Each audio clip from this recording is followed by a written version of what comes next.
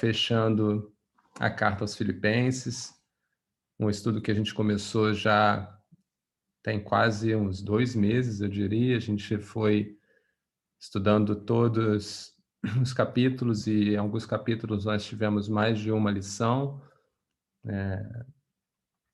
E hoje Paulo vai fechar essa carta de uma forma muito especial, com uma mensagem também muito especial, que a gente pode recordar do último estudo com Lucas, né?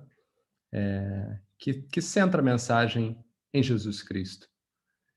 E o texto que a gente vai trabalhar hoje está lá em Filipenses capítulo 4, a partir do verso 10.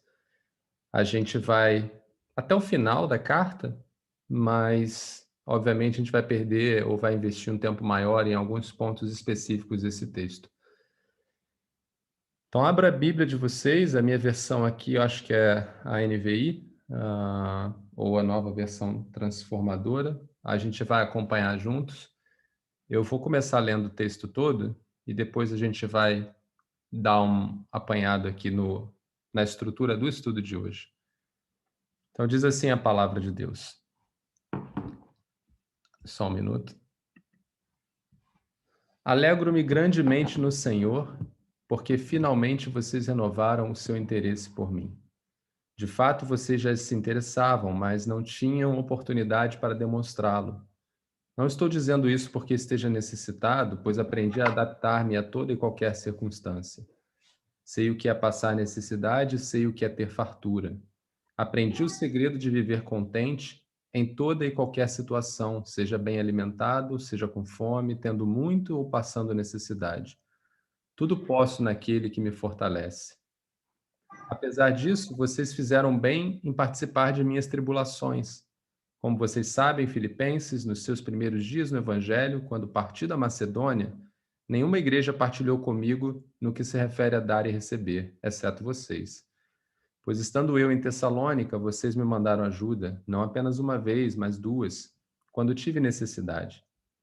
Não que eu esteja procurando ofertas, mas o que pode ser creditado na conta de vocês. Recebi tudo e o que tenho é mais que suficiente. Estou amplamente suprido, agora que recebi de Epafrodito os donativos que vocês enviaram. São uma oferta de aroma suave, um sacrifício aceitável e agradável a Deus.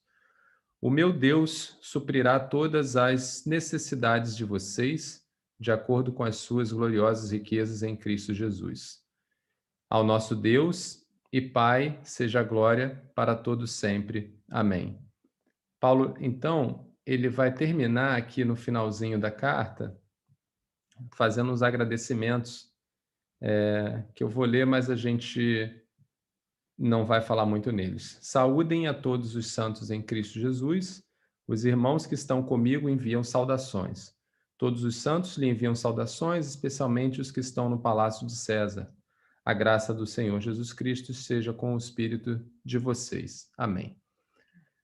Então, Paulo encerrou aqui a carta aos Filipenses. O que a gente pode ver num primeiro momento quando a gente... Ô, Guilherme! Que surpresa agradável te ver, meu irmão. Acho que o Guilherme não ouve a gente, mas nós tivemos. Não é um holograma, estou vendo o Guilherme aí, galera.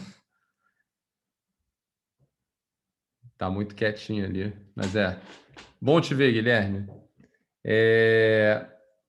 Num primeiro momento, a gente entende aqui, numa vista mais primária desse texto, a gente vê Paulo agradecendo uma oferta que foi enviada. E a gente conhece a história porque a gente vem estudando o livro, a gente sabe que Paulo estava na prisão, o povo de Filipos tinha enviado um irmão para levar algumas ajudas a Paulo, a gente não sabe exatamente o que eram, mas provavelmente ajuda com remédios, com comida, roupas, ajudas financeiras.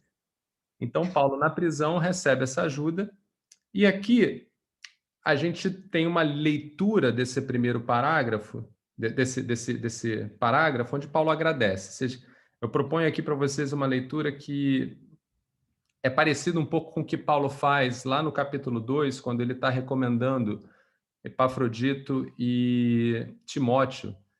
Ele ali também, a princípio, ele está somente querendo obter informações da situação da igreja em Filipos e, ao mesmo tempo, levar informações dele para a igreja através de Epafrodito. Então, a princípio, parece que é somente uma questão de obter e entregar informações, mas quando a gente vai mais no conteúdo da carta, a gente percebe que Paulo tinha algo mais para dizer. Naquele momento era oferecer esses irmãos como modelo de vida cristã. E aqui não é diferente. Num primeiro momento, Paulo vai só agradecer. Então, se você faz uma leitura, por exemplo, desconsiderando os versos 12, 13, 14, 15 e 16, se você deixa esses versos de fora, a carta parece ser somente: olha, obrigado pela oferta de vocês, eu tô bem amparado e agradeço a Deus porque vocês me mandaram essas ofertas. Porém, ainda que a gente deixe de fora esses versos de 12 a 16, mesmo nesses agradecimentos existem algumas verdades que Paulo vai explorar aqui, ou pelo menos o Espírito Santo colocou no meu coração para explorar junto com os irmãos. E, obviamente, eu separei os versos de 12 a 16, que é onde tem ali o tema central, onde Paulo vai apresentar Cristo no meio desse parágrafo. Então, vamos ver qual é o primeiro tema que Paulo vai chamar nosso entendimento aqui. Eu separei o serviço ministerial da contribuição. Coisa muito importante que pouco a gente fala, pouco a gente escuta, né? O Pedrão é um cara que tem ajudado a gente nesse sentido e vai saber muito disso, né? Mas aqui os irmãos em Filipenses, eles estavam contribuindo a Paulo, estavam contribuindo no ministério de Paulo, levando ali a ajuda naquele momento de dificuldade, mas Paulo relata na própria carta que em vários outros momentos esses irmãos têm contribuído. E ele vai falar muito sobre esse ministério da contribuição, ou seja, nós dando suporte ao desenvolvimento da obra de Deus através das nossas ofertas, dos nossos sacrifícios, não necessariamente sacrifícios financeiros apenas. Você vai ver que Paulo vai falar que, ou a gente vai ver, né, que Epafrodito ele vai pessoalmente, ele era um servo da igreja de Filipos, mas ele se coloca numa posição de quase morte. Então ele se entrega sacrificialmente. Mas tudo isso é feito pela obra. E Paulo vai levantar, no meu entendimento aqui, 4 aspectos em relação a esse serviço ministerial da contribuição.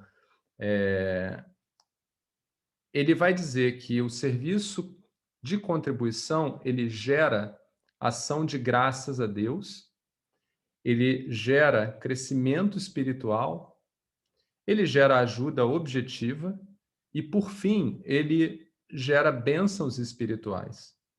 E como é que Paulo vai falar essas coisas todas? A gente vai ler junto na carta.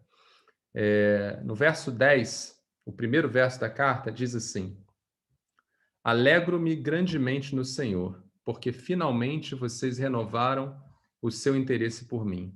De fato, vocês já se interessavam, mas não tinham oportunidade para demonstrá-lo. Aqui, Paulo, no meu entendimento, ele se alegra não necessariamente pela oferta em si, mas ele se alegra porque Deus abre caminho para os filipenses, de modo que eles pudessem voltar a contribuir. Provavelmente esses irmãos, eles pararam de ajudar Paulo por algum tempo. A gente sabe que essa igreja foi uma primeira igreja que Paulo montou no início das suas viagens missionárias, e agora, nesse momento, havia passado aproximadamente uns 15 anos, ele estava preso. Então, é possível que os irmãos de Filipos tenham ficado um tempo sem conseguir ajudá-lo.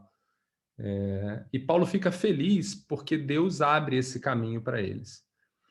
E Paulo não fica feliz apenas com isso, e é por que eu digo que ele fica feliz? Porque ele fala finalmente, né? É um sentido de até que, enfim, esse caminho está aberto para vocês contribuírem. E Paulo continua dizendo, e vocês renovaram esse interesse, ou seja, não só esse caminho foi aberto, como os filipenses exerceram esse ministério da contribuição. Eles foram por esse caminho. E Paulo fica feliz por isso também, porque entende que esses irmãos, de fato, entendiam a sua missão de contribuir. Paulo, ele prova a fidelidade do Senhor para com esses irmãos de Filipe. Só um minuto.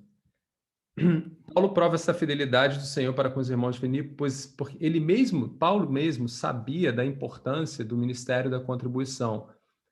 Por que eu digo isso? Se a gente voltar em 2 Coríntios 8, 9, Paulo tem 2 capítulos inteiros onde Paulo vai alertar ou vai, eu diria, instruir os irmãos de Coríntios a respeito da contribuição.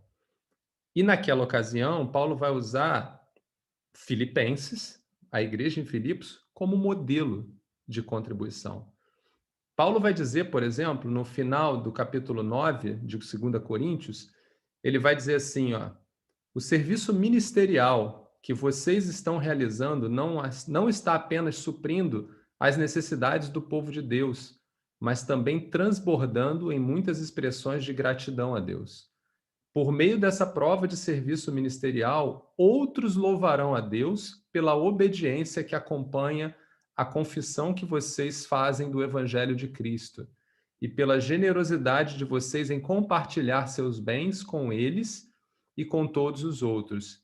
E nas orações que fazem por vocês, eles estarão cheios de amor por vocês por causa da insuperável graça que Deus tem dado a vocês.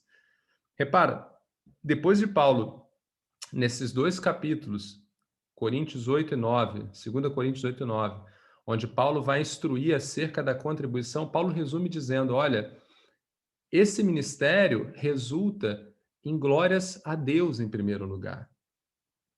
E vocês precisam, Coríntios, levar isso a sério na vida de vocês. Paulo vai falar muitas outras coisas nesses 2 capítulos, mas a mensagem aqui para a gente é que Paulo reconhece isso, Paulo entende isso, e por isso ele fica feliz que os irmãos em Filipos, eles voltam a contribuir, porque ele entende que esses irmãos, eles estão compartilhando das ações de graças a Deus. Eles voltam a entrar nesse ciclo que é tão importante na vida do cristão e que eles haviam ficado de fora por algum motivo. A outra coisa que, nesse capítulo que a gente vai ler de 8 a 9 Coríntios, que a gente vai ver, é a questão acerca do crescimento espiritual. Paulo, para os filipenses, ele não fala diretamente do crescimento espiritual, embora ele diga aqui, ó, vocês renovaram seu interesse por mim, e eu sei que vocês sempre tiveram esse interesse, porém não tinham a oportunidade. Então eram irmãos que já tinham uma caminhada cristã, um entendimento que demonstrava um crescimento espiritual no que diz respeito à contribuição, coisa que os coríntios precisavam exercitar. Então Paulo, de novo, quando ele está lá instruindo aos coríntios, ele vai dizer assim, no capítulo 8, versos 7 a 9, todavia, assim como vocês se destacam em tudo, na fé, na palavra, no conhecimento, na dedicação completa e no amor que vocês têm por nós, destaquem-se também neste privilégio de contribuir. Não lhes estou dando uma ordem, mas quero verificar a sinceridade do amor de vocês comparando com a dedicação dos outros. Quem são esses outros aqui? São os filipenses, são as igrejas que estão na região da Macedônia, onde fica Filipos. Pois vocês conhecem a graça de nosso Senhor Jesus Cristo, que sendo rico se fez pobre por amor de vocês, para que por meio de sua pobreza vocês se tornassem ricos. Então, repara que Paulo faz uma relação do ministério da contribuição com o crescimento espiritual. Ele coloca no mesmo nível do conhecimento da fé, na palavra, na dedicação ao amor. Ele fala, é um privilégio poder contribuir. E Paulo diz: eu não estou dando uma ordem, mas eu quero checar a sinceridade do amor que vocês professam através da sua contribuição sincera. Só para dar um resumo do que acontece ali, o panorama de Coríntios 8 e 9, Paulo, naquele momento, ele está levando ofertas para os irmãos que estão em Jerusalém, porque no momento da explosão, do crescimento da igreja, começou também as perseguições. E as igrejas, principalmente, majoritariamente cristãs judaicas, elas estavam sofrendo uma perseguição mais direta do que as igrejas que eram cheias de gentios, ou igrejas dos gentios, né? As igrejas da região da Galácia, da Macedônia. Então, esses irmãos judeus cristãos sofriam perseguição, muitas vezes não tendo trabalho, não tendo o que comer. E nesse momento, Paulo estava reunindo um conjunto, uma montante de ofertas para levar para esses irmãos. Obviamente, aqui, os filipenses são os primeiros a ajudar. E os coríntios estavam resilientes nessa ajuda. Então, Paulo usa o exemplo dos irmãos de Filipos para mostrar aos irmãos em Coríntios que, olha, vocês precisam também participar desse ministério. Isso demonstra um crescimento espiritual. Paulo aqui está dizendo que os irmãos em Coríntios, nessa questão, não têm essa maturidade que os irmãos em Filipos têm. Mais interessante ainda, a gente vai falar mais um pouquinho na frente sobre as bênçãos espirituais, mas quando a gente fala aqui na contribuição, a questão da contribuição, pode parecer que, mas as igrejas em Filipos estavam numa condição melhor para contribuir, e talvez Coríntios estivesse numa situação de dificuldade. A gente vai ver nos textos que não, que é exatamente o oposto, que as igrejas em Filipos, a igreja de Filipenses, as outras igrejas na região da Macedônia, a dificuldade deles era infinitamente maior do que as dificuldades na igreja de Coríntios. Eles estavam realmente contribuindo sem ter condições. Então, Paulo vai falar acerca dessa oferta sacrificial. Mas antes de a gente chegar lá, vamos falar também da ajuda objetiva. Quando nós contribuímos no ministério, a gente também oferece ajuda objetiva, direta, para aqueles que são servos, que muitas vezes estão em oração, esperando as bênçãos do Senhor pela ajuda dos irmãos. Paulo demonstra essa felicidade, porque se a gente olha lá no verso 14, Paulo diz assim, apesar disso, vocês fizeram bem em participar das minhas tribulações. E também no verso 18 ele fala, recebi tudo e o que tenho é mais que suficiente. Estou amplamente suprido agora que recebi de Epafrodito os donativos que vocês enviaram. Ou seja, as contribuições também diretamente alcançam aqueles que estão vivendo num momento de dificuldade.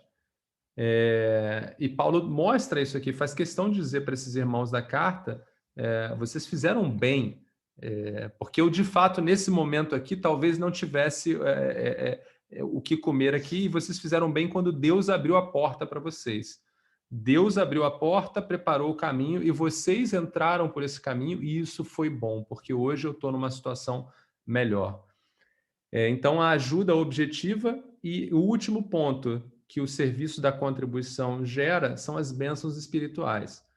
Como eu falei antes, os filipenses muito provavelmente não estavam ajudando Paulo, ou não tinham oportunidade de ajudar, não é porque eles não queriam, provavelmente é porque eles estavam sem condições financeiras mesmo, eles não tinham como ajudar.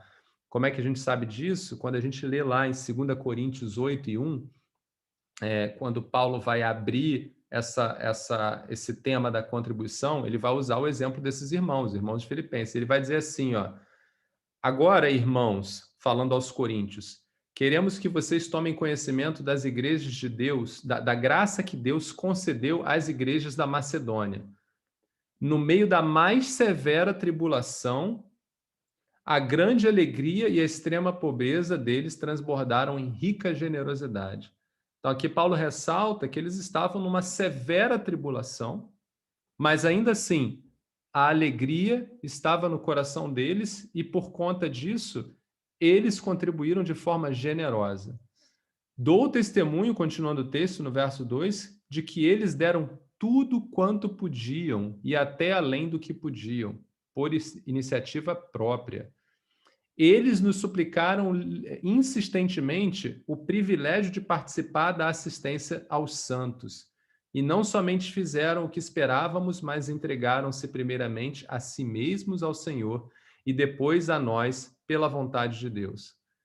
Então, isso era o que estava no coração desses irmãos em Filipos.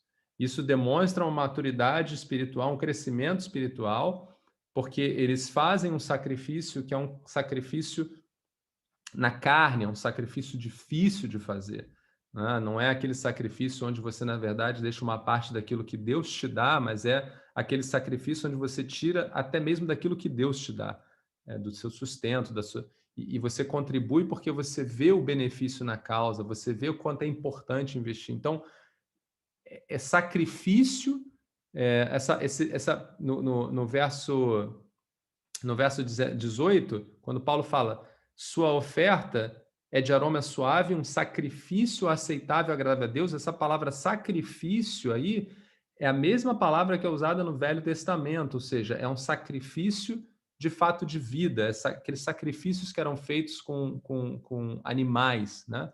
Então, aqui denota mesmo que não é um sacrifício somente de forma glamuralizada, não, de fato esses irmãos não tinham condições e eles provavelmente venderam tudo que tinham, enfim, e viveram em comunidade, então se sacrificaram para isso. E o que Paulo vai dizer é que esse sacrifício é aceitável e agradável a Deus. E o resultado desse sacrifício, que é feito de coração, Paulo vai dizer no verso seguinte, verso 19: o meu Deus suprirá todas as necessidades de vocês de acordo com as gloriosas riquezas em Cristo Jesus. Ou seja, esses sacrifícios feitos de coração para os santos, pelo reino de Deus, resulta em gloriosas riquezas espirituais, gloriosas bênçãos espirituais em Cristo, né?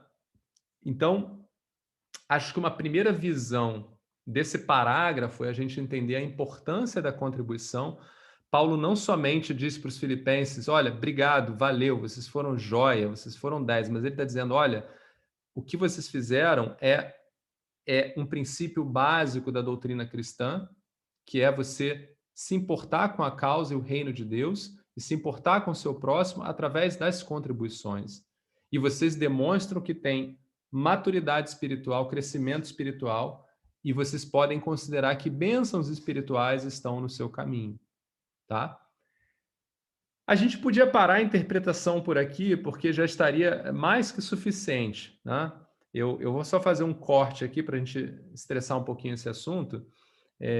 Eu espero que nós tenhamos essa primeira interpretação desse parágrafo no que diz respeito à contribuição para nós.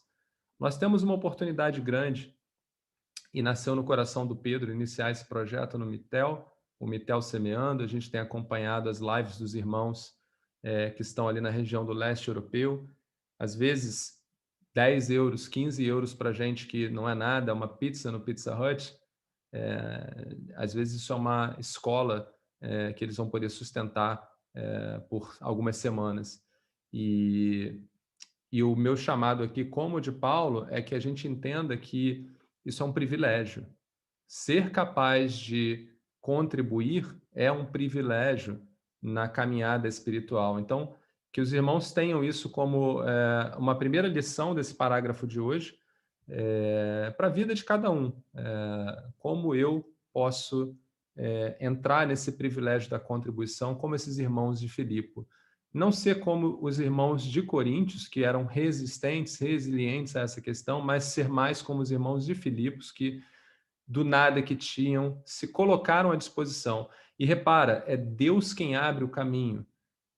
Lembra que Paulo, ele inicia a carta dizendo que eu me alegro no Senhor porque finalmente vocês conseguiram fazer. Ou seja, Paulo reconhece que Deus é que abre as portas. Então, quando você coloca no seu coração o desejo de fazer parte desse ministério de contribuição, Deus vai dar o caminho. Ele vai dar o caminho, ele vai dar os recursos, né?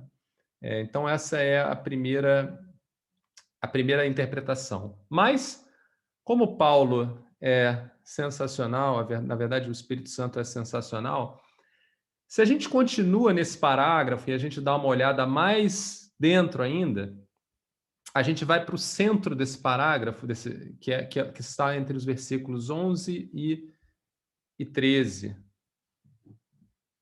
Do 11 a 13 é como se fosse ali aquela, como é que a gente chama, né? Quando você pega a lupa, você encontra, você acha aquela gemzinha, aquela joiazinha enterrada, né? Você já tinha achado algo maravilhoso na superfície, mas aí você abre um pouquinho mais e encontra uma coisa mais preciosa ainda dentro. E é o que a gente vai ler nesses 4 versos aqui. Esses 4 versos vão falar do contentamento cristão.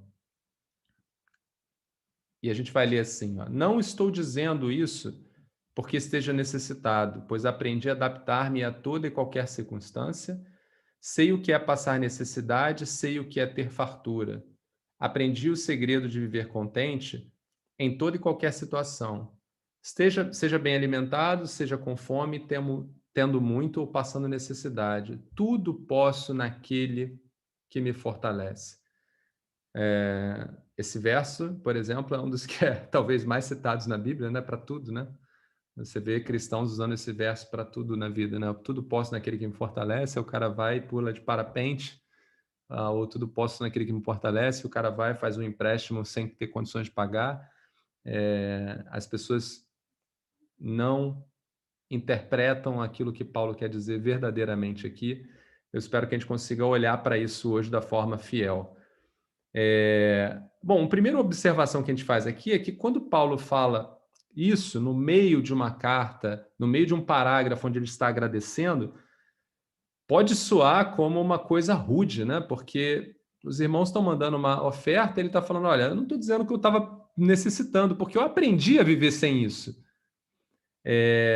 Mas essa ruptura no diálogo, na conversa, é uma coisa muito comum de Paulo, né? Paulo está falando, lembra lá no capítulo 3, quando a gente começou a ler, que ele fala, finalmente, parecia que ele ia encerrar ali a exposição que ele estava falando, do problema que ele tinha encontrado, mas aí ele entra num outro problema e começa tudo de novo, né? E aqui não é diferente. Aqui o que eu entendo é que Paulo, quando ele estava escrevendo essa carta de retorno, esse parágrafo, agradecendo os irmãos, ele vê a oportunidade de encaixar mais uma vez a sua cristologia. Porque esse parágrafo interno desse parágrafo maior, o parágrafo vai falar sobre Cristo. E o que é isso, Demetrios? Quando Paulo diz aqui, não estou dizendo que... Quando Paulo, nesse parágrafo, ele não está dizendo que ele era autossuficiente. O texto pode dar esse entendimento, né? Ele fala, aprendi a me adaptar a qualquer situação, eu sei viver com muito e pouco, ou seja, eu sou autossuficiente. Aliás, a palavra que é usada nessa tradução aqui de adaptar-me, a palavra grega é a palavra autarque. Eu não sei se a pronúncia está certa, depois eu mando o texto para vocês e vocês procuram, mas essa palavra autarque, ela era uma palavra que era usada pelos filósofos da época, os estoicos, e ela significava a qualidade de ser autossuficiente. O que é ser autossuficiente, né? É aquela pessoa que, independente das circunstâncias ao redor, ela está de boa, de boaça. Pode chover, pode fazer sol, pode ter dinheiro, pode não ter dinheiro, pode acontecer o que acontecer, essa pessoa está bem. E Paulo usa essa palavra aqui de forma proposital, porque ele queria chamar a atenção dos filósofos estoicos também. Por quê? O que era o estoicismo? O que era essa filosofia estoica? Que é uma filosofia, por incrível que pareça, muito comum nos dias de hoje. A gente talvez não conheça tanto de filosofia, mas ela é usada como regra de conduta de muitas pessoas da nossa sociedade atual. Os filósofos estoicos, eles entendiam que o segredo de uma vida em contentamento, uma vida boa, era você fazer o uso da razão, da sua capacidade como homem de racionalizar as coisas, como uma ferramenta de controle.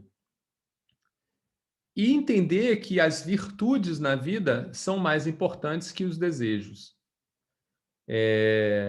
Então, é uma virtude ser honrado, um desejo é cometer atos de honra ou desonra, mas ser honrado é uma virtude. E nós deveríamos buscar essas virtudes.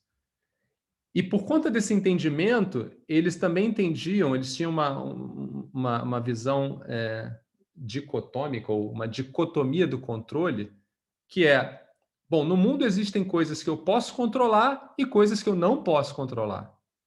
Basicamente é assim que o mundo é. E eu, como ser humano, sou racional, as coisas que eu posso controlar, eu controlo, as coisas que eu não posso controlar, eu tento, de alguma forma, lidar com elas. Exemplo, a gente não controla a morte, quando ela vem ou quando ela chega. Mas eu posso controlar o meu estado emocional diante a morte. Tá? Então, esse era um pensamento estoico.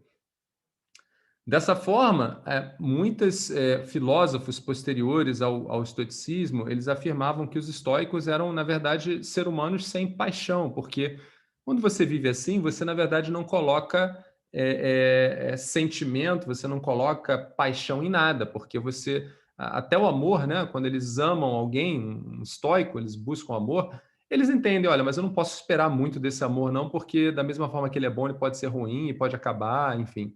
Ah, eu vou curtir aqui. Imagina como se você fosse para um parque de diversões e você controlasse a sua satisfação. Olha, eu não vou ficar muito alegre, não, porque daqui a pouco pode dar alguma coisa ruim. Se eu ficar muito alegre, eu vou ficar frustrado. Logo, deixa eu manter o meu nível de alegria mediano aqui, porque assim, se eu ficar frustrado ou se eu ficar alegre, eu não mudo o meu estado. Tá? Paulo não está falando que ele encontrou a autossuficiência da forma como os estoicos pregavam. Repara, os estoicos eles baseavam essa autossuficiência no homem, na razão, na nossa capacidade. E Paulo ele vai falar no verso 11 que ele aprendeu o segredo de uma vida em contentamento. E ele vai falar que esse segredo na verdade, Cristo. Cristo é o segredo de uma vida em contentamento. E ele vai além, dizendo que Cristo é quem o fortalece nesse entendimento. Então, Paulo aqui não está falando de uma autossuficiência, mas ele fala de uma Jesus-suficiência. Né? O cristão ele vive uma Jesus-suficiência, enquanto que o mundo muitas vezes procura uma autossuficiência. Paulo entende que não é o homem que se faz autossuficiente, e que o contentamento não está relacionado às circunstâncias. Paulo entende que, na verdade, o contentamento está na pessoa e no trabalho de Jesus Cristo. E em Jesus somos encontrados plenamente supridos.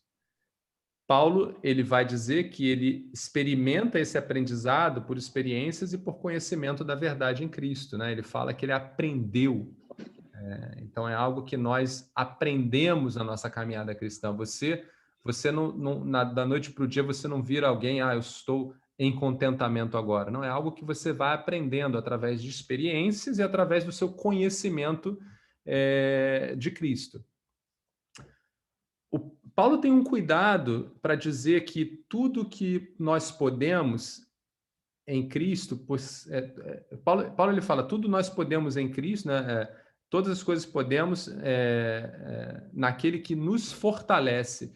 Ele mostra essa mensagem, se ele fala assim, tudo podemos em Cristo, se ele tivesse terminado dizendo, tudo posso em Jesus, já estaria bom, mas ele enfatiza em Jesus que me fortalece. Aqui é um outro ponto interessante, que a palavra grega usada aqui para me fortalecer, na verdade é uma palavra que induz um input de uma força ou uma carga de uma força em nós. É como se Jesus colocasse em nós essa capacidade de estar fortalecido.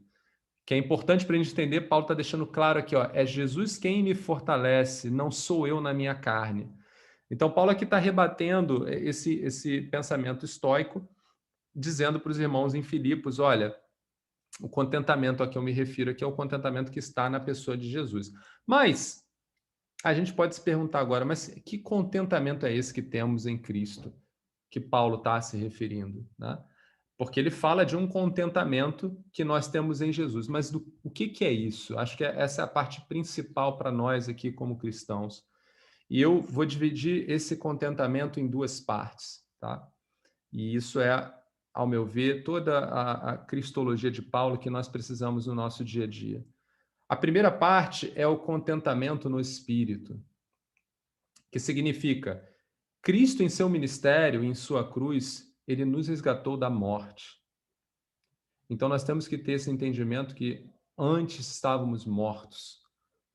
Nossas vidas, que antes estavam condenadas a este corpo e a este mundo, agora em Jesus são eternas. Dessa forma, enquanto estamos neste corpo, infelizmente nós sofremos as consequências das limitações da nossa carne e também das tribulações do mundo.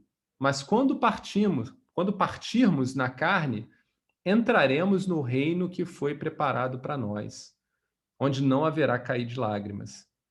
De posse dessa verdade, vivemos a expectativa do reencontro e buscamos estar apresentáveis para agradar nosso Cristo ainda mais. Não porque precisamos, mas porque Ele merece. Lembra, Cristo nos resgatou e nos comprou quando nós não éramos, como é que é a palavra? Não tínhamos valor, quando éramos pecadores. Fomos comprados quando éramos pecadores, não merecíamos. Por isso que a graça, ela não é o resultado de um mérito. Essa graça é uma graça que é indevida, nós não merecíamos o que foi feito, mas ainda assim ele fez. E somente isso é motivo para que nós, que entendemos que éramos mortos e estaríamos a eternidade separados de Deus, somente isso é motivo para nos trazer contentamento. Paulo enxergava dessa forma. Paulo via que é o que eu brinco com a Gabi, né? Zerou a vida. O que Cristo fez por mim, já mais nada mais, não tem mais o que eu possa acrescentar nisso que vai melhorar, entende? Porque eu era morto antes. Eu era um nada, não tinha nada. Mas Cristo, no seu trabalho, no seu ministério aqui na Terra, nos 3 anos de ministério e na sua morte na cruz, ele faz por mim algo que é incomparável. E isso que ele promove me traz naturalmente um contentamento incomparável. Então, Paulo já vivia um contentamento incomparável. Por isso que, para Paulo, as questões desse mundo não o incomodavam. Porque a visão dele em relação ao contentamento era que ele já tinha ganhado mais do que necessário, que ele já estava mais do que no lucro. Por isso que vocês vão ver que Paulo, mesmo na prisão, vai estar fazendo o quê? Vai estar escrevendo cartas e tentando levantar os irmãos para crerem da mesma forma que ele. Vocês lembram que no início da carta aos Filipenses ele fala: se eu morresse, eu estaria logo lá com Cristo, já anteciparia minha ida, que seria maravilhoso, mas se eu tiver que ficar, eu vou trabalhar por ele. Então, repara, Paulo não está preocupado se ele vai ou se ele fica, na verdade, ele está certo que ele tem contentamento em Cristo. Então, o primeiro ponto é isso, é o contentamento de acordo com a verdade, é o contentamento espiritual. Nós temos que ter a certeza que nós já estamos na eternidade com Cristo. E isso é mais do que suficiente para qualquer coisa. Para qualquer situação que você passe, o seu destino já está direcionado em Cristo Jesus, se você assim crer. O segundo contentamento, que ainda que isso já fosse suficiente para a gente, porque ainda vivemos na carne, Cristo nos promete também esse contentamento na carne. Ou seja, Cristo ele prometeu voltar para nos buscar. Mas ainda que estamos aqui, enquanto estamos aqui, ele nos concedeu o Espírito Santo para que, diante das necessidades e aflições, nós tenhamos o suporte necessário. Deus Pai, o nosso provedor, em Jesus Filho, concede o Espírito Santo para a provisão de tudo aquilo que é necessário. Então, ainda que nós tenhamos o contentamento de que a nossa vida é, na verdade, na glória com Deus, mas estamos na carne, ainda na carne, o Espírito Santo de Deus nos permite estar satisfeitos ou numa posição de não ter necessidades. Por quê? Porque ele supre. Um exemplo disso é Paulo, mesmo tendo a verdade, o entendimento de que qualquer coisa que acontecesse para ele era lucro, porque ele sabia o destino para onde ele estava indo, ainda assim, Deus, de uma forma maravilhosa, faz com que os irmãos de Filipos levem para ele algumas coisas que o contentem na carne. De modo que Paulo ainda aprecia isso. Poxa, eu tenho mais do que o necessário. Então, o que Paulo está dizendo aqui é isso. A verdade que move a vida do cristão é saber exatamente por que você está aqui, para onde você está indo, e que o caminho é Cristo Jesus. Mas ainda que você tenha essa verdade e passe por tribulações, não esqueça que Jesus deixou o ajudador, o consolador, que vai nos ajudar a passar por esses momentos de tribulações. A Bíblia fala lá em João 14, 13, tudo quanto pedirdes em meu nome, eu o farei, para que o Pai seja glorificado no Filho. Então, quando a gente pega aqui o que Paulo está falando, que contentamento é esse que ele está falando, eu entendo dessas duas perspectivas. Uma é o contentamento espiritual. Eu sei para onde eu estou indo. Outra é o contentamento na carne. Eu sei que, diante de qualquer tribulação, diante de qualquer dificuldade, o Espírito Santo de Deus está comigo. Jesus Cristo intercede por nós. E Deus é o provedor. Eu tenho aquele suporte. É o que Paulo vai falar. É Ele quem me fortalece, não sou eu. Eu não estou sozinho. Se eu estou se eu tenho contentamento com a minha situação, não vem de mim. Isso vem do Espírito Santo de Deus que habita em mim. Isso é o que vai explicar, por exemplo, algumas pessoas que passam por dificuldades, mas você encontra essas pessoas serenas. E você fala, putz, esse cara, como ele consegue? Não, ele não consegue. Mas o Espírito Santo traz o contentamento que é mostrado na vida dessa pessoa.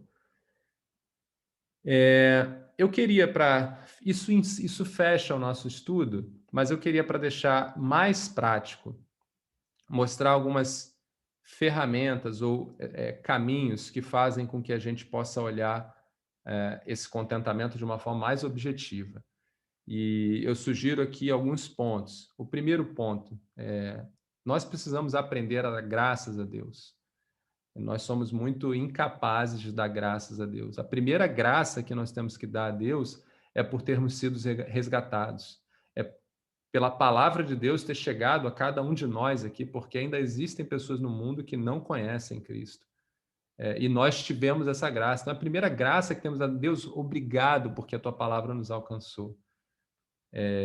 Mas a Bíblia diz lá em 1 Tessalonicenses 5,18, deem graças em todas as circunstâncias, pois esta é a vontade de Deus para vocês em Cristo Jesus.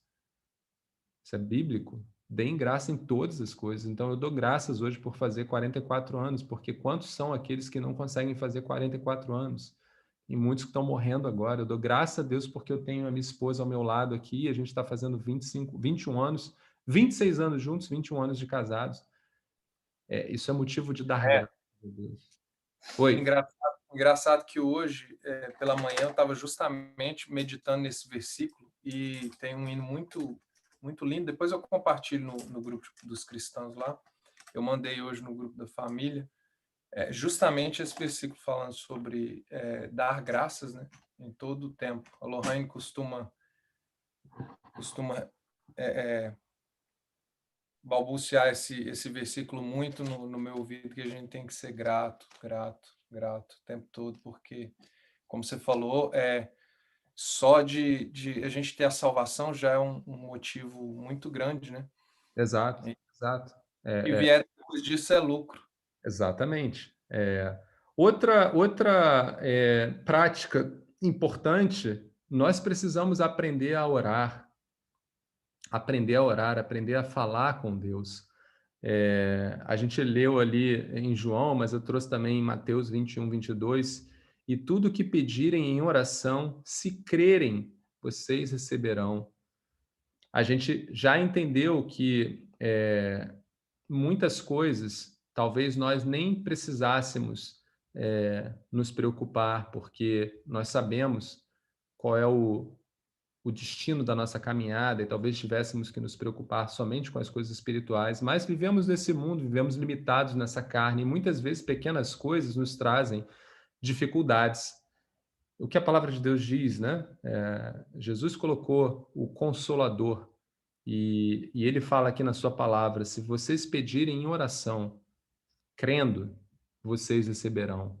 Então nós temos que tomar posse dessa prática de orar e entregar. No capítulo 4 mesmo de Filipenses, lembra? O capítulo começa com Paulo dizendo: não andeis ansiosos, mas em tudo com oração, dai graças e em oração e súplicas entreguem seus pedidos ao Senhor, né?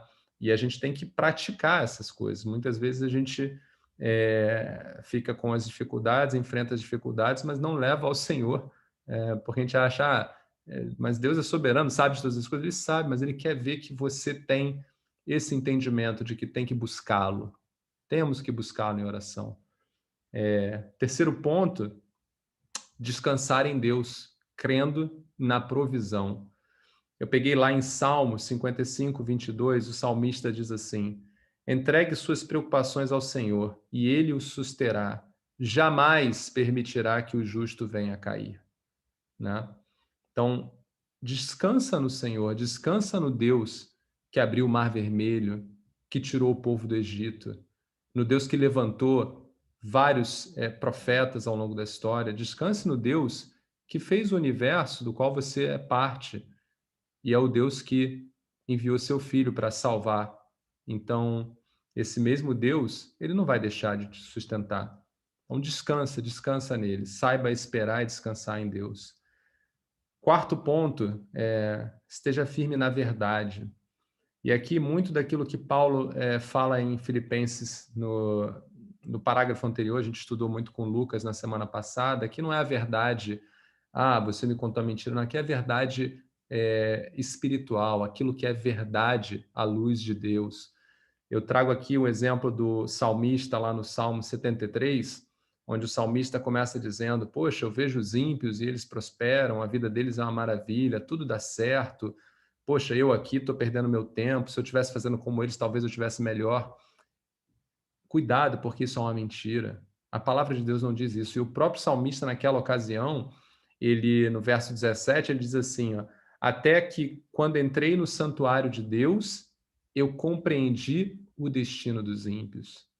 Então, tenha a verdade bem guardada no seu coração, porque muitas coisas que a gente vê, elas podem parecer interessantes aí fora, podem parecer bonitas e até verdadeiras, mas elas não são. E você acaba se desviando. Esse salmista, ele até inicia o salmo dizendo: eu quase vacilei, tipo, quase fui. Mas graças a Deus, eu no último momento consegui me segurar. E o outro ponto importante, tenha seu pensamento nas coisas que agradam a Deus. A gente lembra do estudo da semana passada com Lucas, né? Filipenses 4:8. Finalmente, irmãos, tudo que for verdadeiro, tudo que for nobre, tudo que for correto, tudo que for puro, tudo que for amável, tudo que for de boa fama, se houver algo excelente ou digno de louvor, pensem nessas coisas, né? Ocupar os nossos pensamentos com as coisas que agradam a Deus. Essas coisas vão trazer contentamento para a gente. E fechando, porque não podia deixar de ter aqui, sirva ao próximo. Sirva. Deixe de se servir um pouco e passe a servir. Paulo fala muito no serviço em Filipenses, mas eu trouxe aqui para a gente Gálatas 6, onde Paulo diz assim: levem os fardos pesados uns dos outros e assim cumpram a lei de Cristo. Então, quando a gente faz essas coisas, quando a gente aprende a dar graças, busca em oração, descansa em Deus, se mantém firme na verdade, tem o nosso pensamento voltado para as coisas que agradam a Deus e serve ao próximo, a gente cada vez mais se aproxima do que é o nosso Senhor Jesus Cristo. E nesse momento, o contentamento, ele é natural. Você passa a viver assim como Paulo vivia, assim como muitos irmãos viveram. Eu trouxe aqui para a gente encerrar, e agora encerrando mesmo, duas histórias que é uma coisa que eu acho que eu podia dizer que a gente faz pouco também, né? Olhar o exemplo dos irmãos. Paulo fala em Filipenses para a gente olhar exemplos de alguns irmãos. Eu trouxe dois irmãos aqui para a gente olhar o exemplo deles. Um é o George Miller, bem conhecido aí, o Müller. Alguns conhecem, outros não. Eu diria para vocês que vim conhecer George Miller recentemente, mas uma pena, deveria conhecer mais. Mas o George Miller é aquele cara que cuidou de mais de 10 mil órfãos ali na região da Inglaterra. E ele conseguiu estabelecer ao longo da vida dele mais de 117 escolas que ofereciam educação cristã para mais de 120 mil pessoas. Interessante que na vida de George Miller, até os 14, 17 anos, mais ou menos assim, ele era um ímpio. Ele era alguém que não conhecia Deus, roubava, se embriagava, teve uma história difícil de vida, mas num belo momento ele conhece a Deus e a vida dele muda completamente. Dali para frente vai ser um ministério lindo. Para vocês terem uma ideia, coisas que ele passou a fazer, né? Ele renunciou o salário que ele tinha na igreja, porque ele acreditava que você ter um salário fazia as pessoas darem, contribuírem de uma forma, não por desejo, de uma forma obrigatória. E ele queria explicar exatamente às pessoas que o ministério da contribuição é no coração do cristão e não um ato religioso. Eu tenho que contribuir porque a Bíblia está dizendo que eu tenho que contribuir, eu vou contribuir. Não. Isso tem que nascer no coração do irmão em primeiro lugar. E aí você vai entender, por exemplo, que todas as coisas, todas as riquezas são do Senhor, não são nossas. Muitas vezes a gente acha que nós temos a condição que temos porque trabalhamos por ela e agora eu tenho que abrir mão de parte dessas condições para contribuir. Não, é muito pelo contrário. Se os irmãos têm um pensamento parecido com isso, tudo que temos vem do Senhor, porque nós respiramos por Ele. Se estamos vivos, é por Ele. Então, se eu tiver que retornar tudo que eu recebo a Deus, eu não estou fazendo não é nenhum mérito. Não há nenhum mérito. Na verdade, eu estou retornando para aquele que proviu, proveu ficou ruim, mas aquele que me deu no início. Eu só estou restituindo o que me foi emprestado. Então, George Miller, interessante, né? Com esse pensamento de que o entendimento tem que ser a contribuição que vem do coração, ele iniciou um ministério do qual ele não pedia. Ele iniciou um ministério numas dificuldades que ele teve, ele não teve acesso à Bíblia. Então, uma coisa que ele tinha no coração dele era distribuir a Bíblia para o máximo de pessoas que ele pudesse. E, obviamente, ele queria ajudar crianças, porque ele também foi um adolescente que não teve essa sorte, né? Essa graça de ser alcançado. E aí eu trouxe uns fatos interessantes, né? Ele criou esse ministério onde ele não solicitava ofertas governamentais e nada, ele só aceitava aquilo que vinha como presente. Ele não pedia, não tinha nenhum pedido, ele só aceitava o que vinha como presente. E ele, na época, assim, do ministério dele, pelos cálculos, né? O que ele movimentou de recursos era comparado na ordem de 113 milhões de euros.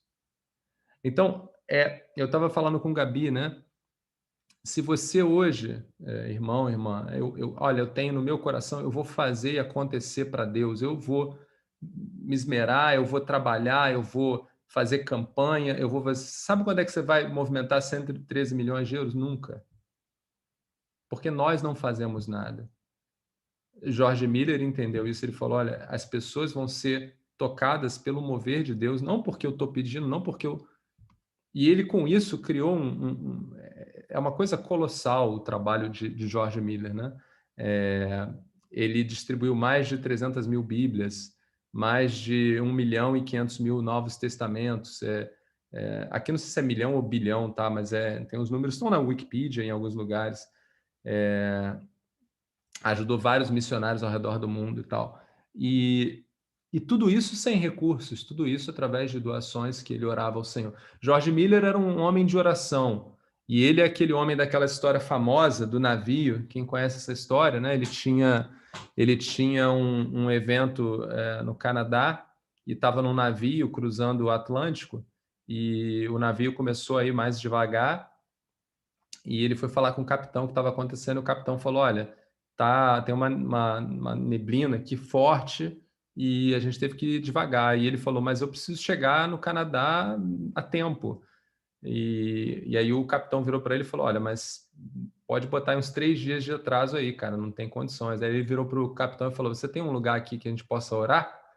Aí o capitão deve ter dado aquela risadinha de canto de boca. Ih, chegou um doido aí, né?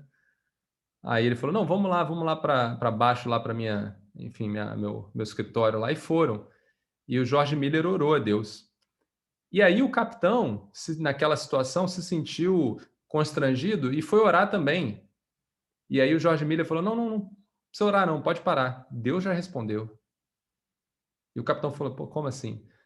George Miller sabia que o capitão não era um cristão, era um ímpio. Ele só fez aquilo né? Tava ali compartilhando, meio, pô, o cara tá doidinho aqui, eu vou junto com ele, né?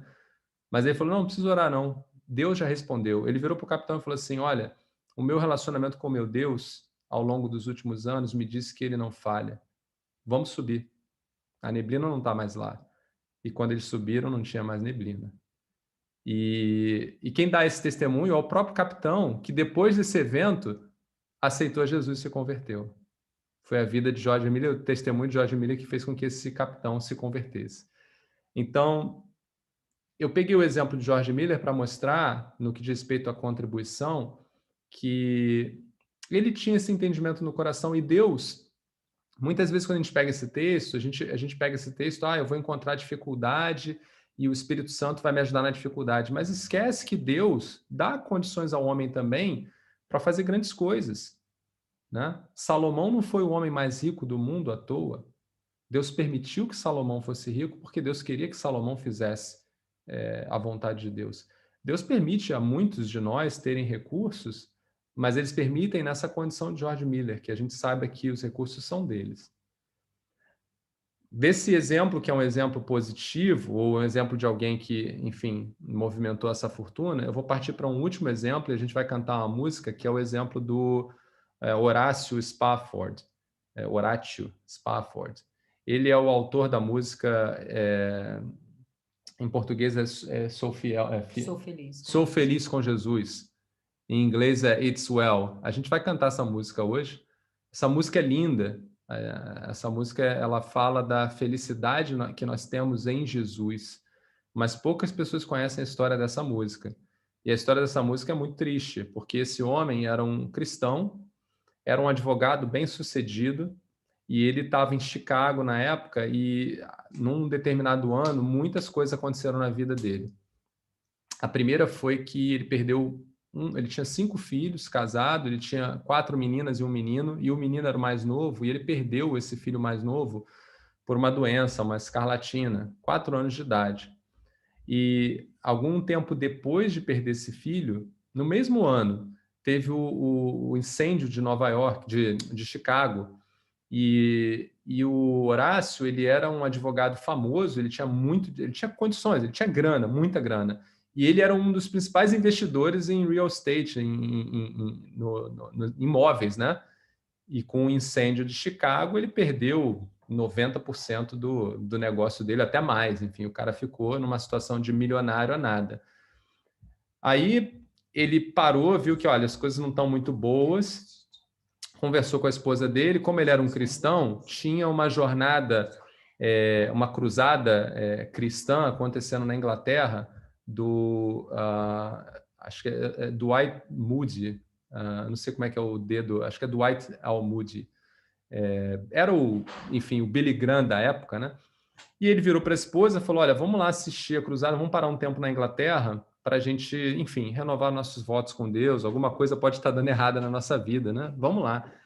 Só que no dia da viagem dele para a Inglaterra, ele recebeu chamado para fazer mais alguns negócios lá nos Estados Unidos. O que ele fez? Ele mandou a esposa com as filhas, as 4 filhas da esposa, ele ir na frente. E ele ia encontrar com elas na Inglaterra num outro navio. Pois bem, o navio da esposa com as filhas bate num outro navio no meio do Atlântico, afunda. Ele perde as 4 filhas. E tempos depois ele recebe uma mensagem da esposa dele que conseguiu sobreviver, onde a esposa dele escreve no telegrama assim, ó, eu estou salva sozinha. Aí o cara, nessa situação, entra num navio e vai para encontrar com a esposa, né? E quando ele chega no ponto lá do navio, o pessoal já conhecia a história dele, quando ele chega lá no ponto lá do Oceano Atlântico, onde o navio com as filhas tinha afundado, o capitão fala para ele, olha, provavelmente foi aqui que as suas filhas afundaram, né? É nesse momento que ele vai escrever essa música, que é Sou Feliz com Jesus. Eu vou pedir o Isaac para cantar para a gente essa música agora e vamos ver como é que é o coração de um cristão que tem contentamento em Cristo, né? Esse homem tinha perdido tudo ali, tinha perdido recursos, tinha perdido os filhos, e encontrar uma mulher que estava provavelmente desesperada, mas ainda assim ele dá glórias a Deus nessa canção. Isaac, você canta para a gente? Se paz a mais doce me deres gozar, se dor a mais forte sofrer, ó seja o que for, tu me fazes saber que feliz com Jesus sempre sou. Sou feliz com Jesus. Sou feliz com Jesus, meu Senhor.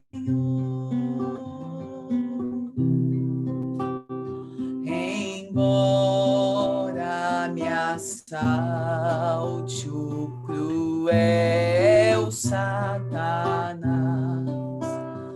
e ataque com vis tentações, ó certo eu estou, apesar de aflições, que feliz eu serei com Jesus. Sou feliz com Jesus. Sou feliz com Jesus, meu Senhor. Meu triste pecado por meu Salvador foi pago de um modo cabal.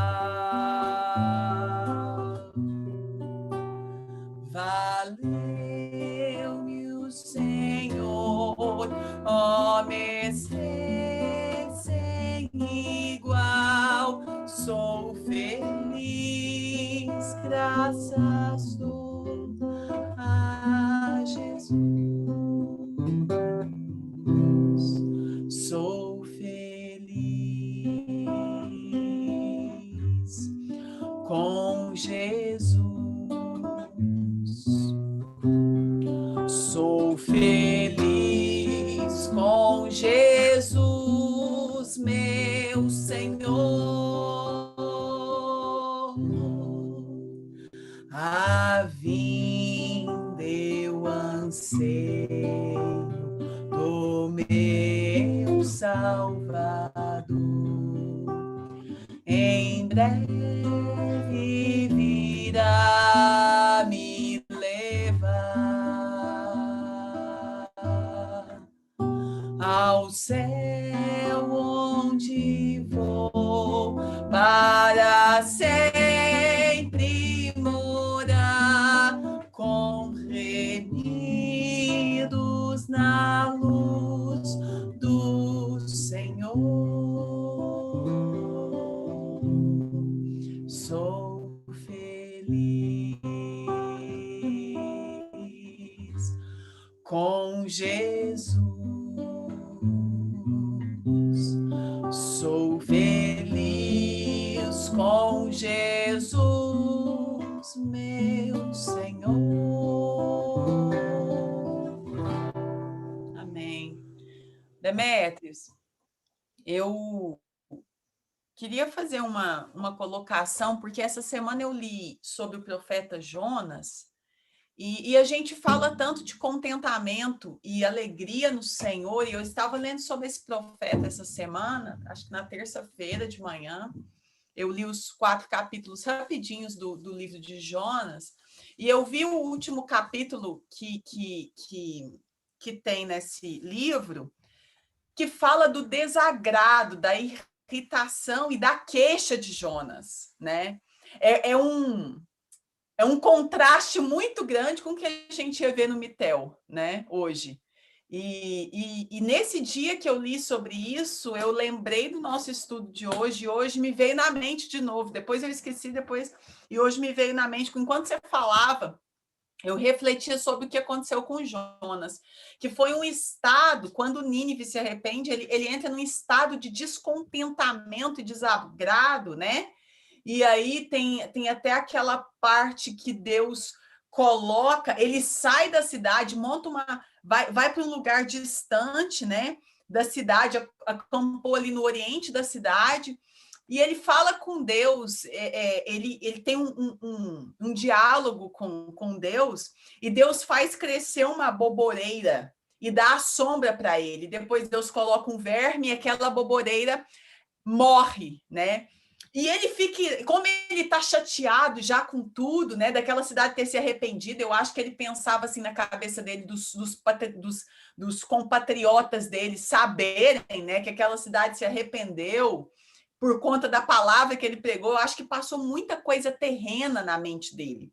E aí, quando aquela boboreira seca, ele está tão irado que ele fica nervoso com Deus, porque a boboreira secou também, fala, me mata, e tal. E Deus fala assim, você está tão irado, né, com coisas que crescem e perecem, e que eu que faço isso também, né, com coisas terrenas. E ele fala que representa as perdas pessoais que às vezes a gente tem, né, as perdas terrenas que a gente tem. E Deus fala assim, eu não teria compaixão de Nínive, aquela grande cidade onde há mais de 120 mil pessoas que não sabem discernir entre a mão direita e a esquerda, e ainda muitos animais. Então Deus parece que fala assim, ei, vamos ampliar essa visão. Eu vejo esse último capítulo como uma lição para Jonas, né? Sobre a questão do contentamento nas coisas de Deus.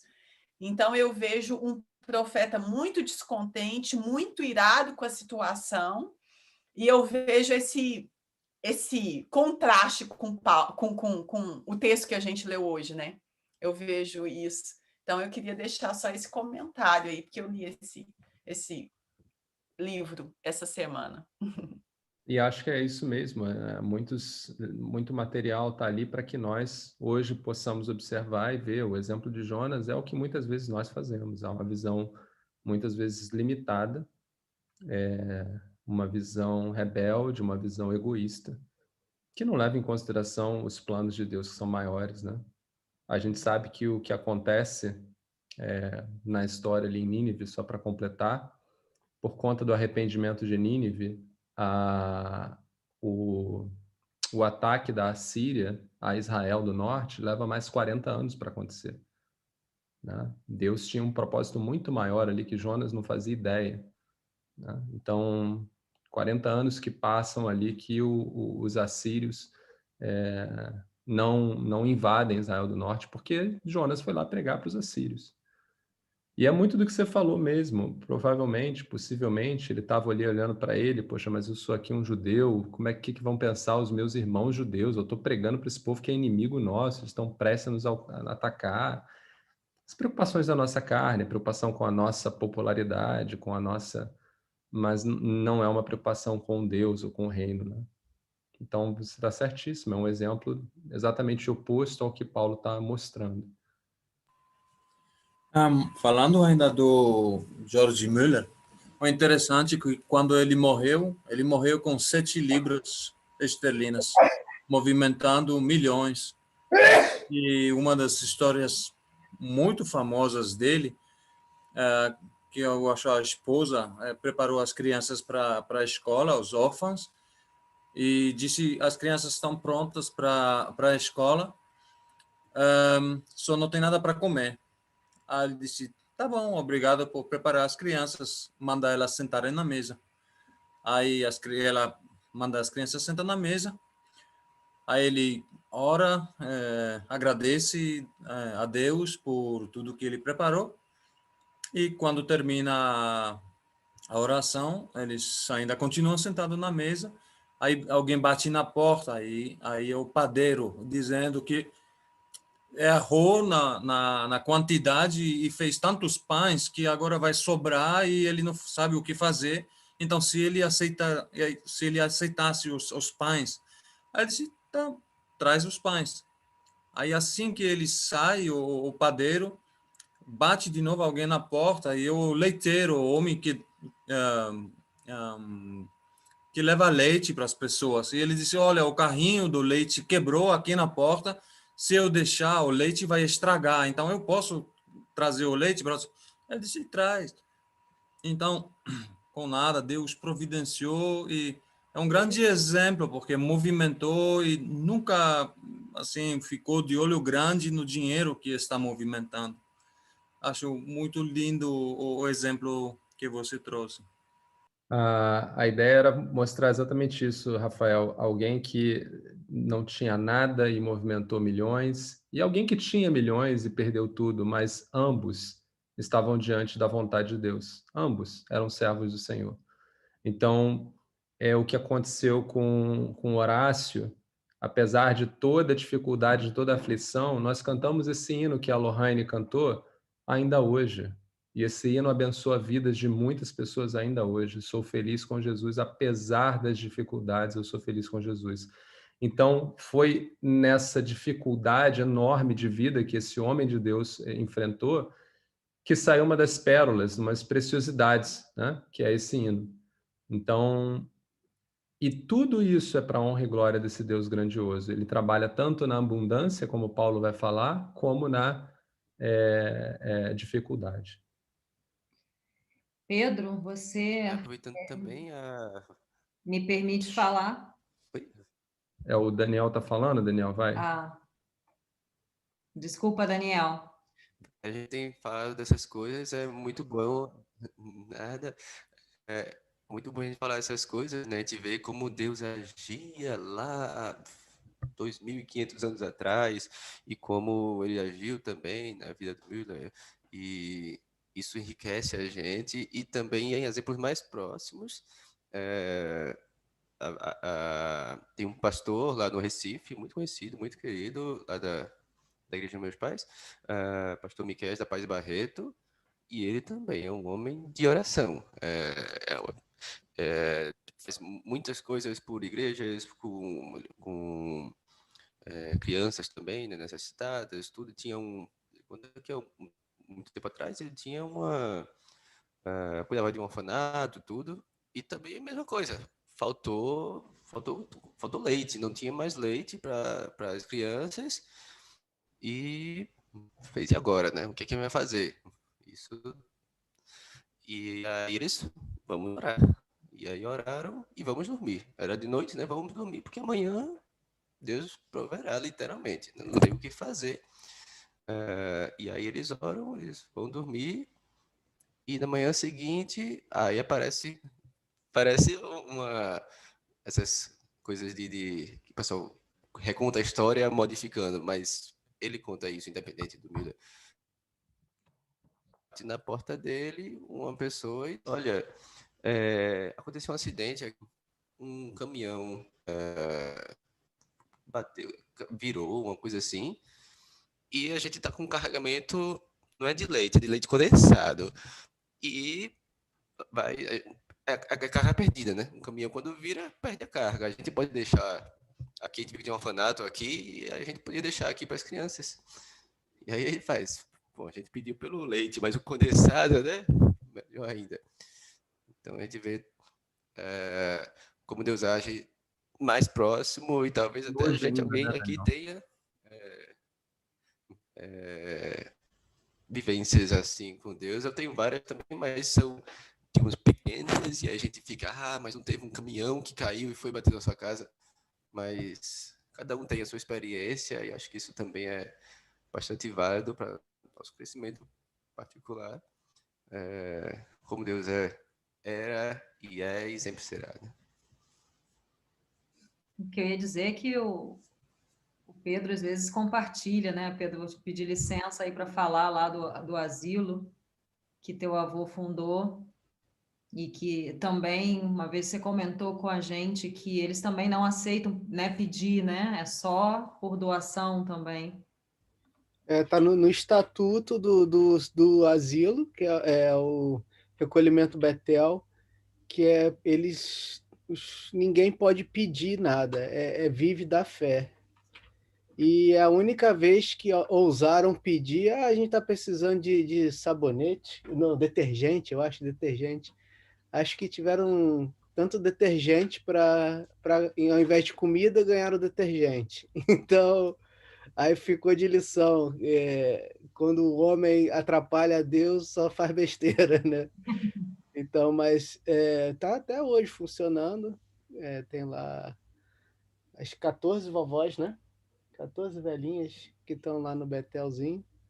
Deus seja louvado. Deus continua guardando, abençoando, nunca faltou nada. E Só para continua terminar, vivendo da fé. É o que o Daniel falou, o mesmo Deus de ontem é o Deus de hoje, né? O relacionamento que o George Miller tinha com Deus, todos nós podemos ter com Deus e fazer prova desse Deus, porque ele continua sendo o mesmo, ele não muda. Então, acho que fica algumas só para terminar, lições para a gente, né? Desse estudo. E para mim, o que fica mais forte é buscar o relacionamento com Deus. É aquela certeza de que você orou, não, meu pai já me ouviu, não precisa não, ele já respondeu. É um relacionamento muito bonito, né? De um relacionamento íntimo, que todos nós podemos ter. Todos nós. Deus não tem filho predileto, todos nós somos iguais para ele. E todos nós podemos provar desse relacionamento, provar desse poder, provar dessa fé. Eu Uma acho que é isso que ele quer. Uma coisa também dos testemunhos, tanto como do pastor Daniel, como do George Miller, que é diferente de Jonas, eles agradeceram, né?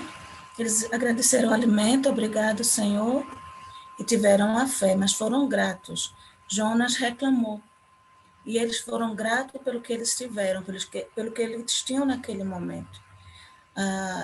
Eu também tenho um testemunho pessoal quando eu era criança. Minha mãe e meu pai perderam os empregos, os dois praticamente de uma vez, e nós ficamos sem nada. E a minha mãe só disse assim, esse é o último alimento de hoje, vamos ser gratos, porque eu sei em quem tenho crido. E na época, década de 80, eu acho que alguns não tinham nascido, o telefone, a gente não tinha telefone, quem tinha telefone era o meu tio, e nós morávamos num apartamento, e ele morava embaixo, e o telefone tocou, e ela disse, Deus vai providenciar, eu não tenho dúvida disso, mas vamos ser gratos, né? E o telefone tocou, e meu tio falou, o outro tio ligou e disse, olha, Marlene, tem uma vaga, minha mãe era professora na época, tem uma vaga de trabalho aqui, eu queria saber se você não queria esse trabalho. Eu disse, claro que eu quero. Eu disse, mas tem uma coisa, tem uma cesta básica que na verdade não é básica, Marlene, é uma cesta aqui que está sobrando e a gente tem que dar fim a essa cesta hoje, porque é do projeto. Você pode vir buscar hoje essa cesta? E isso, para mim, como criança, foi um testemunho muito grande de fé e de contentamento, de agradecer ao Senhor pelo que a gente tinha no tempo. E Deus realmente não deixa o servo dele, né, sem resposta. E é isso, é o que a gente aprendeu hoje, contentamento e agradecimento ao Senhor. É isso aí. É isso, amiguinhos. Essa era o estudo de hoje. A gente fecha aí o livro de Filipenses e esse é o nosso último Mitel do ano. A gente se encontra agora o ano que vem. Ou no Natal, né? Ou provavelmente no Natal, se a gente conseguir fazer alguma coisa, um especial de Natal, a gente avisa os irmãos, mas a princípio, hoje é o último.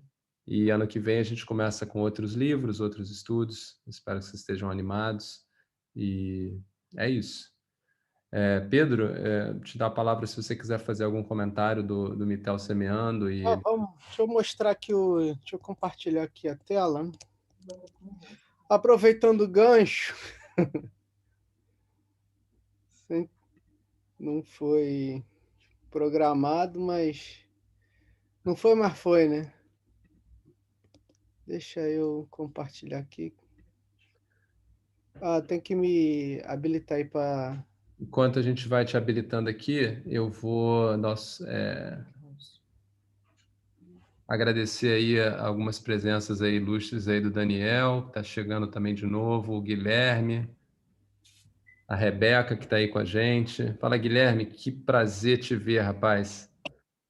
Prazer é todo meu. Eu vi também. Bom, eu sempre acompanho vocês, mas eu queria fazer um pedido de oração. À vontade, meu irmão.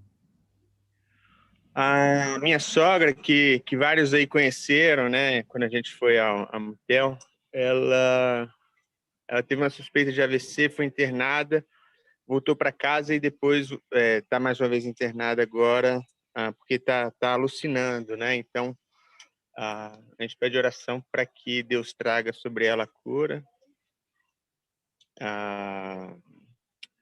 Pode ser simplesmente um estresse, um episódio isolado, mas pode ser já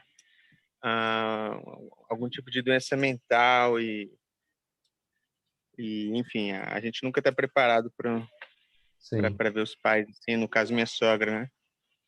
Pedir essa oração, mas fico muito feliz em ver o pessoal como o Mitel, ou Mittel, tá crescendo e como as pessoas têm encontrado a família de Deus. Eu oro sempre por vocês, fico feliz em ver o pessoal fortalecido. Você é um irmãozão nosso aqui que faz muita falta. Parabéns também pela família linda que vocês estão construindo, que Deus continue abençoando vocês aí. E nós vamos orar, sim, pela sua sogra. Eu vou pedir, Lohane, que você no final nos eleve em oração pela sogra do Guilherme e também pelo nosso coração missionário, coração de contribuição. O Pedro vai pegar o gancho agora e a gente ora para encerrar. Eu gostaria de saber o nome dela, Guilherme, também. É o mesmo nome da minha filha. A gente homenageou a minha filha, a nossa filha que nasceu há 4 meses, com o nome da avó, Ana Maria. Lindo nome. Manda um beijão para a Andréia, para seus filhos, tá? Mando sim. Depois a gente manda uma foto aqui no grupo. Legal. Tá bom. Vai, Pedrão. A Andréia pediu para ser incluída no grupo. Tá bom, vai ser um prazer tê-la de volta. Você não é administrador? Não, né? A gente coloca ela lá. Talvez, eu não sei se sou. Mas não é um cara de tecnologia, né? Cara, eu tô apanhando para tirar 40 minutos o computador do modo avião ali. Tá explicado, tá explicado. A gente coloca. A gente dá um jeito com você. Tá certo. Vamos lá. Então, Mitel Semeando, a gente começou esse projeto já tem um mês, mais ou menos, e já conseguimos fazer a primeira contribuição. Estamos contribuindo com 3 pessoas, 2 missionários, um que tem atuado na Sérvia e Bulgária, e um outro que atua lá hoje no Cazaquistão, mas também trabalha no Afeganistão. Eu mostrei aí o videozinho algum tempo atrás do Alessandro. E o outro missionário é o Christian. E a gente ajuda também o Gabriel, ele vai estar fazendo seminário, e a gente está contribuindo com a sua formação para sua vida que ele tem dedicado a Cristo. Então, a gente conseguiu já fazer os primeiros ofertas do Mitel Semeando. Então, o objetivo é enviar ofertas mensais para missionários e contribuir com projetos e irmãos que precisam de algum suporte financeiro. E também cobrir custo do Mitel, como aluguel do espaço. Mês passado a gente teve, mas esse mês não teremos, e não sei quando teremos novamente, provavelmente fevereiro, se Deus quiser, ou vamos ver. O Zoom que a gente usa, né? Então, que é 16, alguma coisa euros, e eventuais compras de equipamento, material que a gente precisar. Então, por hora não temos nenhum. Tem aí nesse link a planilha onde tem toda a entrada e saída, tudo lá devidamente registrado. Alguém tiver alguma dúvida, pode entrar em contato. Vai ser mais do que satisfatório poder conversar sobre isso. Ok, então hoje a gente só tem esses 2 missionários e a ideia, conforme for entrando mais grande, a gente poder contribuir com mais pessoas, né? Eu tenho mais 1 ou talvez 2 na fila aí que eu gostaria, mas se alguém também tiver alguma pessoa, algum missionário que vocês conheçam, que gostariam também de colocar aqui para a gente contribuir, seria também muito bom. Então, contribua. Só vai funcionar hoje. Temos algumas pessoas já contribuindo, mas quanto mais contribuir, mais a gente vai poder ajudar no reino. Então, conto com todo mundo aí para poder a gente alcançar mais a mais aí mundo afora, né? Então, tá aqui eu vou depois compartilhar lá no grupo de novo esses slides, e vocês poderem ter aqui o IBAN. A gente é uma conta no TransferWise, e agora todas as contas do TransferWise estão em Bruxelas, lá na Bélgica, então por isso que é com BR, não estranhe, funciona. Taco, tem que colocar no Então, basicamente é isso. Então, aqui tem também as pessoas que a gente tem ajudado. Tem a comissionária. Não, o taco. E tem aqui o projeto da Sérvia, o Gabriel Santos, Lisboa, que é o que está fazendo o seminário que a gente está ajudando. E o missionário Alessandro e a sua família, que tem trabalhado lá no Cazaquistão, Afeganistão e ali na Ásia. Basicamente é isso. Então, conto muito com a sua contribuição para que a gente possa atingir cada vez mais e mais aí o reino. Lohane, você ora para a gente pelo nosso coração para a contribuição, e também pela sogra do irmão Guilherme. E é isso. Amém. Amém. Vamos orar sim, pessoal. Vamos falar com o nosso Papai do Céu. Deus Santo, Deus Poderoso, muito obrigada, meu Pai. Começamos esse Mitel conversando sobre gratidão. Nesse momento, Pai, eu venho te agradecer por esse momento, meu Deus. Ó, quão bom e quão suave é que os irmãos vivam em comunhão, em união. Ó Deus, muito obrigada por cada família, por cada pessoa conectada nessa sala virtual. Eu creio que o teu coração, Pai, está neste momento, Senhor, feliz, Pai, com os teus filhos, em comunhão. Ó Deus, e o que for ligado nessa terra, onde estiver reunidos 2 ou 3, a tua palavra diz que o Senhor estará entre nós, com os ouvidos para nos escutar, Pai, com os olhos em nós. E eu tenho a plena certeza que nesse momento, Senhor, o Senhor está olhando por nós do Mitel. Ó Deus, muito obrigada pelo teu olhar, pelo teu cuidado, pela presença do Espírito Santo nessa reunião, por falar conosco, por nos ensinar, por capacitar o Demétrio, a Gabriela, por capacitar, Pai, a nós para ter sede e fome da tua palavra. Ó Deus, obrigada por tudo isso. Obrigada porque o Senhor é bom e a tua bondade, a tua benignidade dura para sempre, eternamente. Louvado seja o teu nome, meu Deus. Louvado seja o seu nome, meu Pai.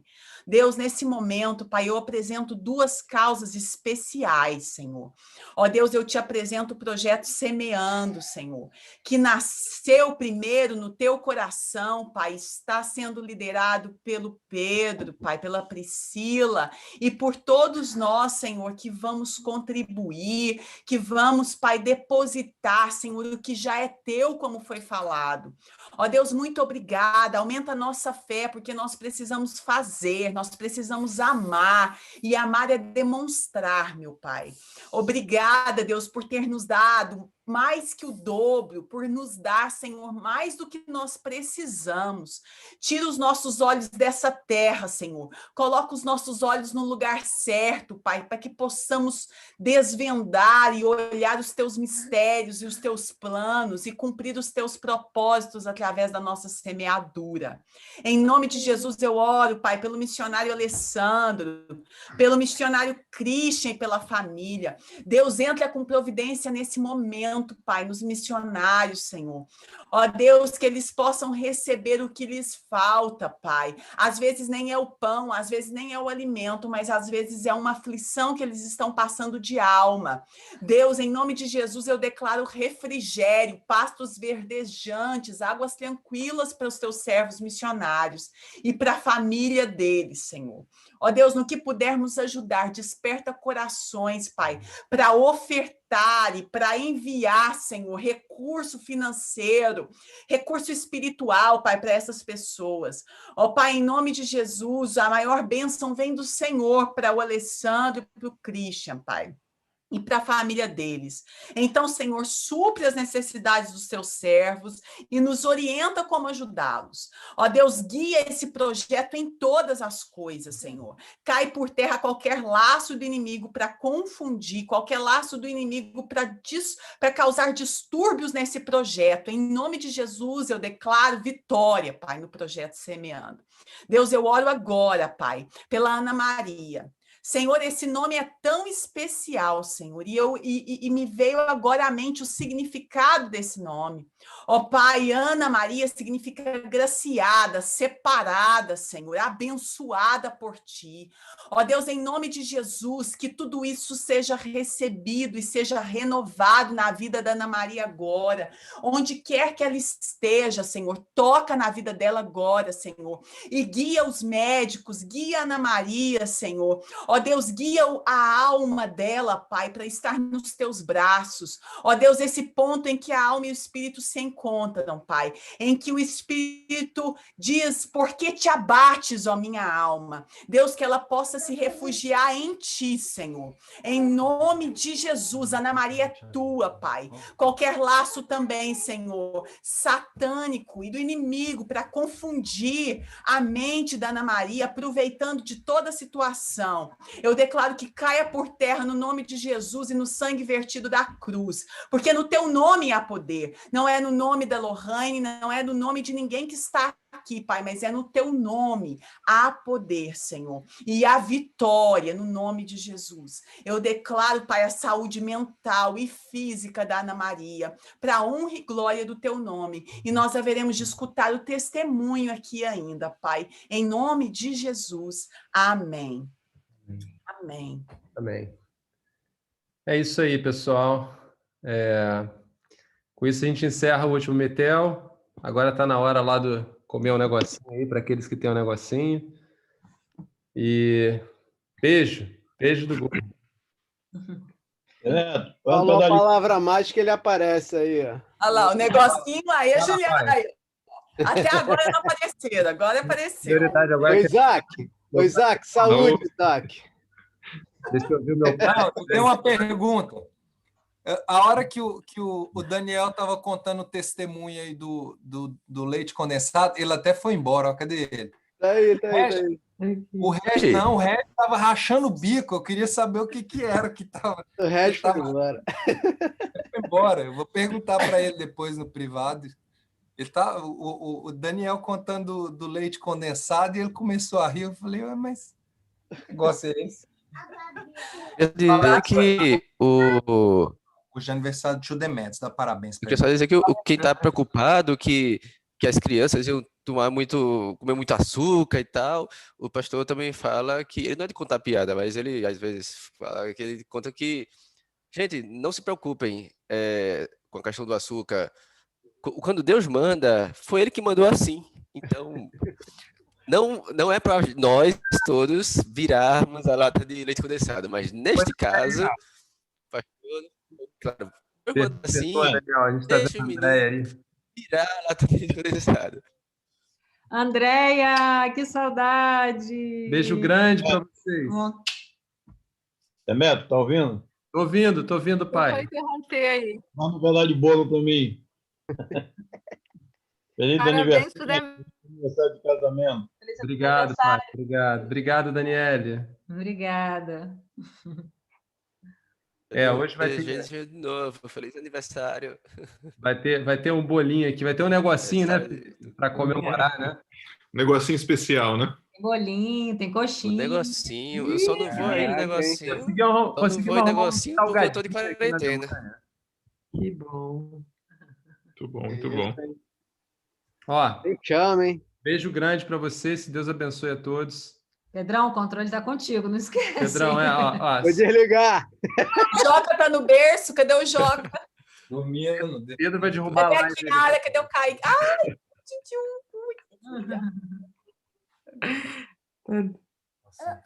Isso aí. Isso aí, bonitão. Tamo aí. Tchau, Bruna. Tchau, Priscila. Beijos. Feliz aniversário. Deus abençoe a todos. Obrigada. Beijo, meninos. Beijo grande. Fiquem com Deus. Isso Beijo. aí. Obrigada. Beijos. Isso aí, rapaziada. Vou apagar a luz, hein? Pode apagar a luz. Alô, valeu. Abraço. Tchau. Tchau. Tchau.